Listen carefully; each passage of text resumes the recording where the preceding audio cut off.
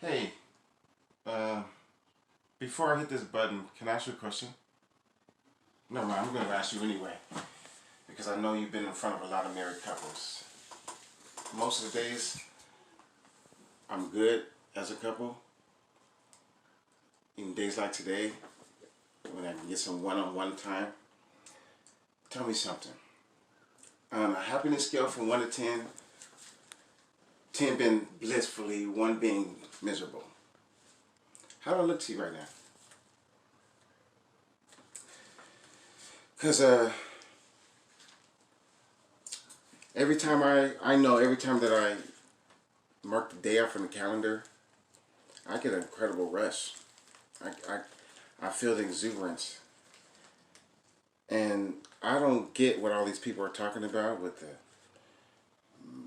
the pressure they feel. You know, maybe they faking the funk, or they just too consumed by the wedding planner's demands of confirm, deny, yes, no. Me, I love that.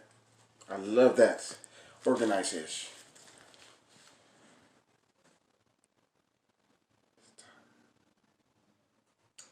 It's like you got this whole wedding planning thing to a science. You know, a whole formula that you created, put together. Do we fit your formula? Because I know you can smell it from a mile away. Someone who wants a wedding, but not the marriage. So tell me, because I know in my heart of hearts, she's the love I want for the rest of my life. Oh snap, I gotta write that. I'm gonna add that to the vows.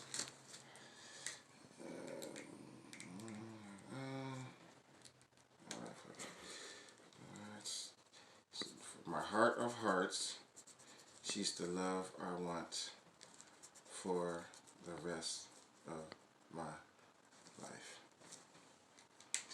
Yes, wordplay, boy. You know what I'm saying? Whew. And you'll be proud of me too. I got everything on this list.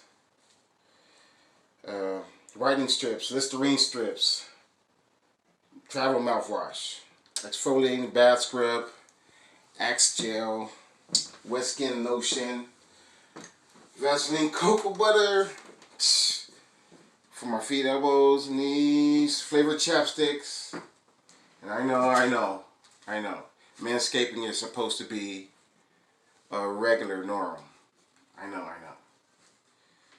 I tried that exfoliating wash down there, man, in my area, you know.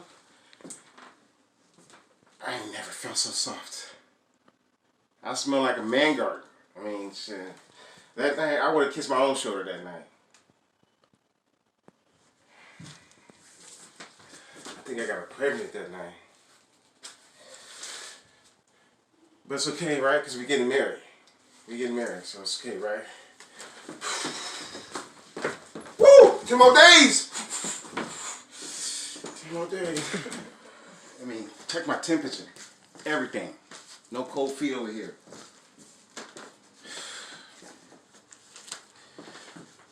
Oh man. I'm starting to freak out though, bro. I mean, not that I'm making a big mistake. Inside, I don't feel that. It's not that. It's just, she's the love of my life. And we all want this feeling. And we're petrifying having because something might happen. Something might happen to take her away from me. She's my joy.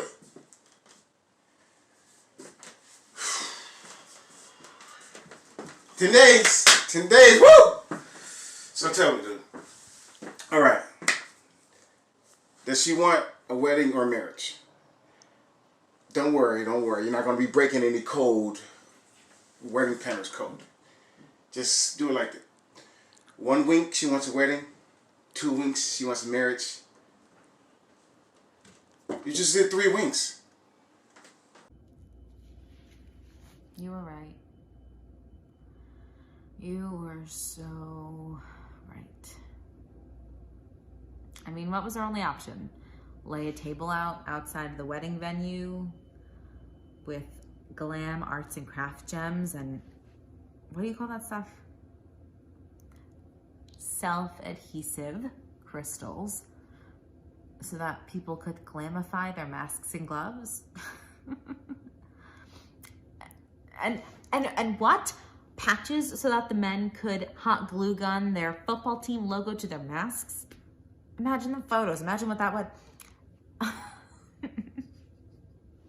Oh, look, the groomsmen in a pyramid formation, all standing 6 feet apart, holding bottles of Corona,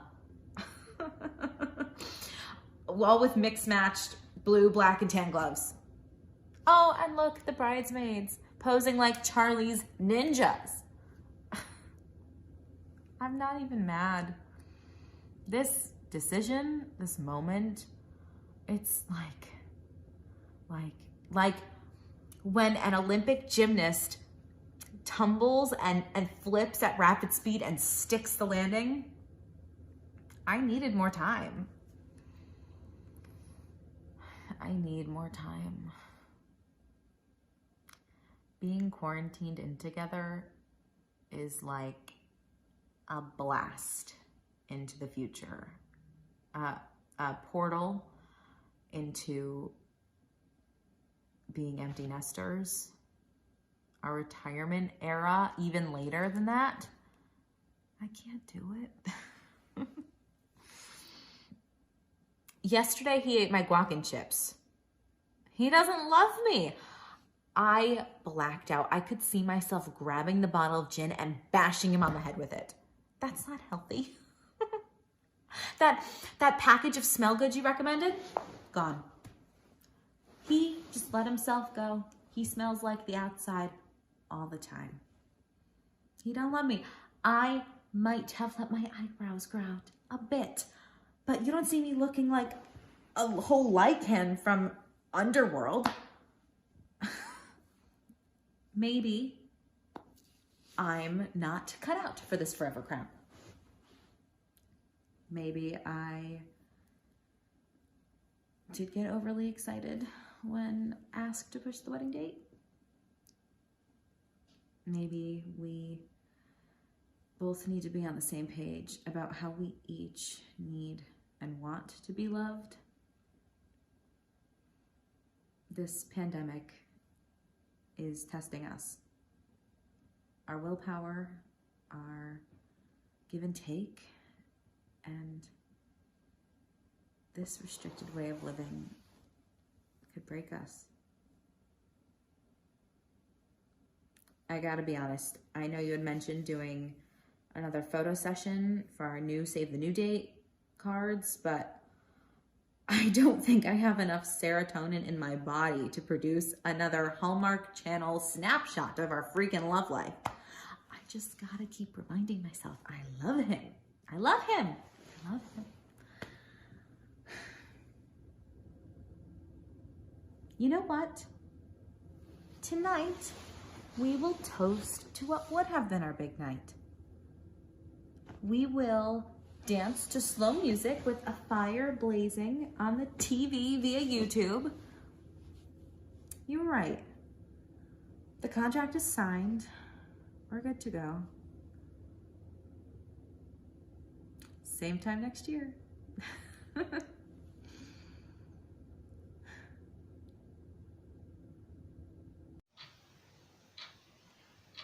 I know that my journey as to how I got into this profession isn't common or traditional, but it's core. Now, let me tell you, fundamentally, I've been counseling couples for several years as a wedding planner. Unofficially so, albeit, but as you may be well aware, a couple's most critical and often stress-induced times in their lives are right before a big decision is put on the table, a date has been planned for a big commitment, and so on and so forth. Now, throw a global crisis on top of that, and you have one immense session to tackle, or several. And it was evident that, during the thick of the pandemic, my calling, my purpose was to ease the mental and emotional health of my clients, to help these couples remove barriers and to find their way to the most important essence of loving and being loved. This career change came about organically. Well, grew out of chaos, to be frank, but aren't the most beautiful things brought about from tragedy. And let me just be transparent here.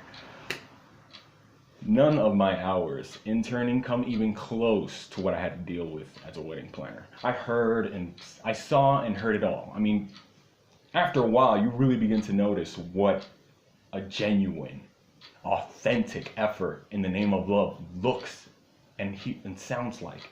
It was the best on-the-job experience I've ever had. See, at the beginning, I didn't even know I had it in me. I figured planning, coaching, listening was all part of the job. To just get couples to their big day happy and together. The focus was more about the presentation of love. And to feel, it had to be felt by all the senses for the couple and for the guests too. But it was deeper than that. The work was fundamentally about keeping the clients together and connected. I didn't know until it hit me back in February, or before the virus hit the States. We were 2 weeks in, 2 weeks before their wedding date, and the groom-to-be wrote his vows on a CVS receipt and had a panic attack because he finally felt joy and was afraid to lose it. So we rescheduled the wedding, and his girl, during quarantine, came close to smashing his head open because she ate her guacamole. We know well, excuse my lack of clinical language here, but we both know damn well it wasn't about the guac. But, you know, the best way for anyone to reach a breakthrough or any form of enlightenment is for them to reach it on its own, and that's what I did. I listened and I asked the questions to help them connect the dots. Yes, I threw many extravagant events, and so have you, but my ability to guide and heal were always there.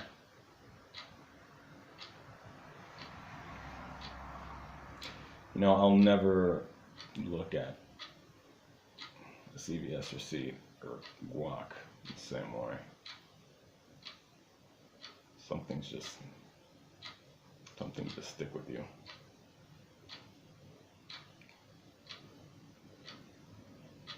You know, that couple never made it to their postponed wedding. Yeah. The virus. What can I say? Some things just rock you to your core. I got my degree after that.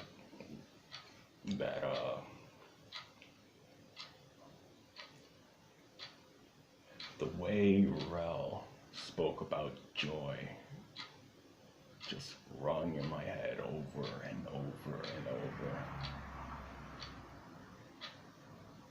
It lit a fire under me. So here I am,